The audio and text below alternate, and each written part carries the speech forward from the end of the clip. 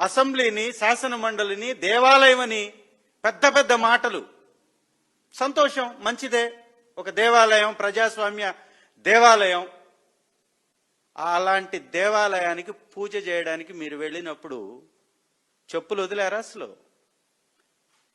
ఇది ఒక్క ఫోటోనా మార్ఫింగ్ చేయడానికి? దీని మీద మార్ఫింగ్ అని తెలుగుదేశం నాయకులు మాట్లాడడానికి సిగ్గుండొద్దు? కొంచెమన్నా ఇంగితం ఉండొద్దు? కొంచెమన్నా జ్ఞానం ఉండొద్దు? ఇది ఒక్కరివా?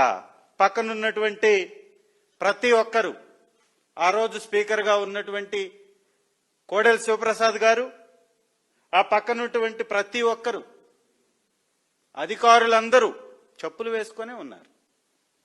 రెండవది, పంతులు గారు పూజ చేస్తున్నప్పుడు ఇది షూ వేసుకొనే, షూ ఇప్పే సమస్య లేదు. ఎందుకో మరి ఎప్పుడు నేను షూ ఇప్పంగా చంద్రబాబు నాయుడు గారిని చూడలా. నేను ఈ 2 రోజుల నుంచి ఈ చర్చ జరిగినప్పటి నుంచి కష్టం మీద కుర్చీల మీద కూర్చొని మరి చెప్పులు ఇప్పుతూ, షూస్ ఇప్పుతూ, పోజులు ఇస్తూ వీడియోలు వదులుతున్నారు బయటికి. ఇది పంతులు గారి సమక్షంలో. కింద పఠాలు. రమేష్, సురేష్